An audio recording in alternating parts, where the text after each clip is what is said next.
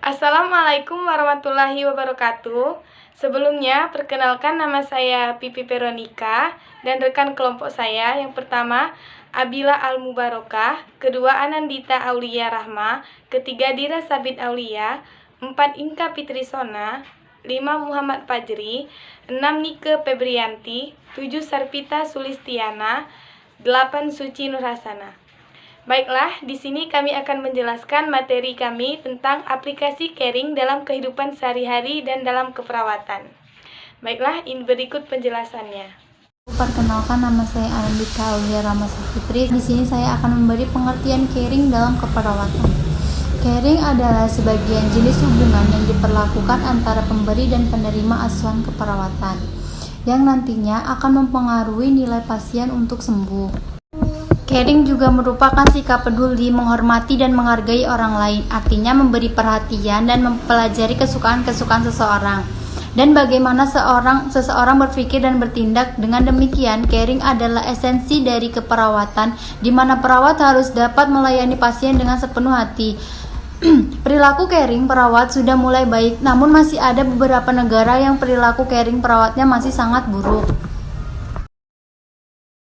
Perkenalkan, saya Abila Mubarokah. Pada penelitian ICANN pada tahun 2012 menunjukkan presentasi perawat yang memiliki kualitas pelayanan caring yang buruk terdapat pada negara Irlandia dengan presentasi 11% dan Yunani dengan presentasi 47%. International Association of Human Caring menjelaskan bahwa keperawatan selalu meliputi 4 konsep, yaitu merawat adalah apa yang perawat lakukan, manusia adalah sasaran dari apa yang perawat lakukan, kesehatan adalah tujuannya, dan lingkungan adalah tempat di mana perawat merawat.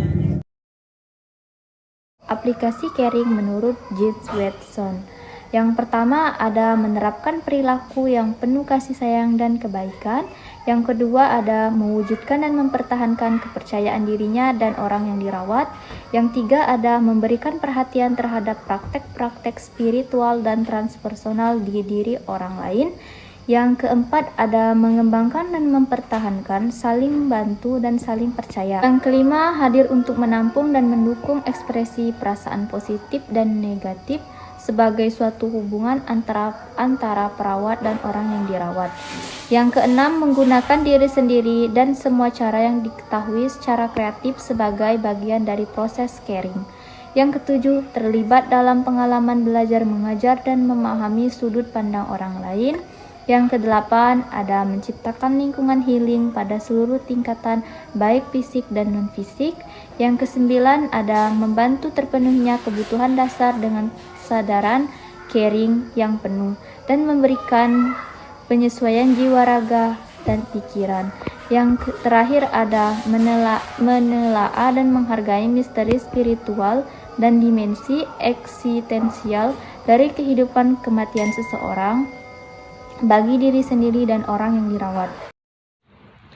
Perkenalkan, nama saya Inka Pitrisona. Di sini saya akan menyampaikan tentang materi caring secara umum.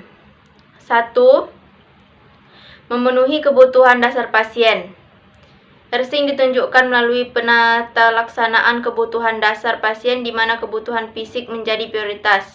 2. Perawatan fisik membantu mengembangkan respon empati. Praktik penyediaan perawat fisik untuk pasien mainkan peranan penting dalam membangun pemahaman empatik. 3. Hubungan yang optimis. Pendekatan lain yang diterapkan perawat adalah menoptasikan optimisme yang tidak dijamin ketika bersama pasien. 4. Mengatakan pada pasien untuk tidak khawatir. 5. Berupaya untuk tidak membeberkan informasi. Perawat berupaya untuk tidak membeberkan informasi yang dapat memburukkan keadaan pasien. Caring dalam praktik keperawatan. Caring bukanlah sesuatu yang diajarkan, merupakan hasil dari kebudayaan, nilai-nilai, pengalaman, dan dari hubungan dengan orang lain. Yang pertama adalah kehadiran, sesuatu pertemuan antara seseorang dengan seseorang lainnya yang merupakan sarana untuk mendekatkan diri dan menyampaikan manfaat caring. Sentuhan merupakan salah satu pendekatan yang menerangkan di mana perawat dapat mendekatkan diri dengan klien untuk memberikan perhatian dan dukungan. C. Mendengarkan. Untuk lebih mengerti dan memahami kebutuhan klien, mendengarkan merupakan kunci. Sebab hal ini menunjukkan perhatian penuh dan ketertarikan perawat. D. Memahami klien. Memahami klien merupakan suatu proses perawat dalam mengambil keputusan. Yang E. Caring spiritual. Kepercayaan dan harapan seseorang terhadap kesehatan fisik seseorang. Baiklah, di sini saya Nike Febriani akan menyampaikan tentang aplikasi caring dalam kehidupan sehari-hari. Keperawatan merupakan suatu bentuk pelayanan profesional keperawatan yang meliputi 4 komponen, yaitu manusia, lingkungan, dan keperawatan itu sendiri. D. Ia mempunyai suatu perandingan atau model aplikasi caring.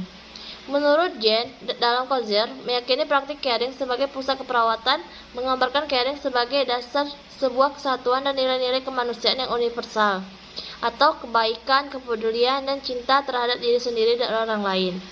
Contoh aplikasi caring dalam kehidupan sehari-hari sebagai seorang perawat di rumah sakit maupun di komunitas, yaitu aplikasi caring dalam praktik keperawatan di rumah sakit. Salah satu definisi menyatakan bahwa kualitas pelayanan kesehatan yang biasanya mengacu pada kemampuan rumah sakit memberi pelayanan yang sesuai dengan standar profesi kesehatan dan dapat diterima oleh pasiennya. Saya, Sarpita Sulistiana, akan menjelaskan materi tentang contoh kasus. Perawat masuk ke kamar klien, beri salam hangat kepada klien sambil menyentuh pundak klien. Lakukan kontak mata, duduk beberapa menit, dan tanyakan tentang apa yang menjadi pikiran dan perhatian klien. Dengarkan cerita klien, lihat cairan intravena yang tergantung. Kaji klien beberapa saat, dan kemudian periksa dan rangkuman tanda vital klien dalam layar komputer sebelum meninggalkan ruangan.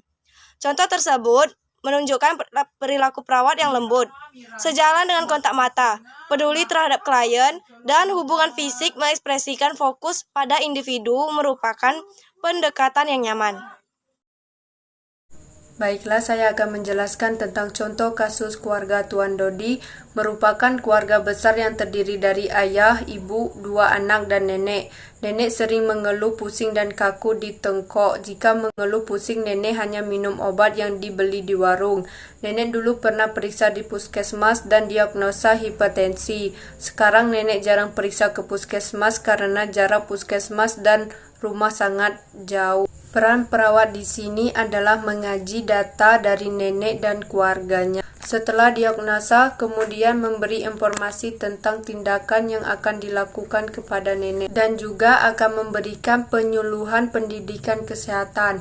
Di dalam penyuluhan itu, perawat mengajurkan nenek dan keluarganya bahwa nenek tidak diperbolehkan mengkonsumsi garam berlebihan, makanan berlemak, perbanyak makan mentimun, dan buah mengkudu.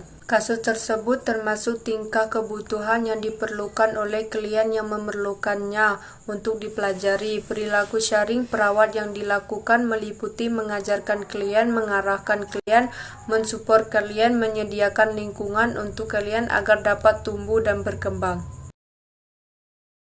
Baiklah, ini kesimpulan dan saran dari kelompok kami. Kesimpulannya, bahwa caring dianggap oleh banyak perawat sebagai aspek penting dalam keperawatan.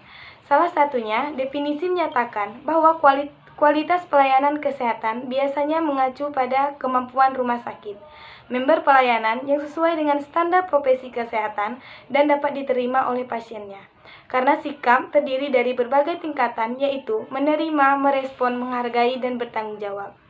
Adapun sarannya bahwa dalam aplikasi caring, dalam kehidupan sehari-hari di rumah sakit, perawat harus menunjukkan perilaku yang lembut, sejalan dengan kontak mata, kepedulian terhadap masalah klien, dan hubungan fisik mengekspresikan fokus pada individu merupakan pendekatan yang nyaman. Baiklah, itulah presentasi dari kelompok kami. Semoga bermanfaat. Kami akhiri. Wassalamualaikum warahmatullahi wabarakatuh. Terima kasih.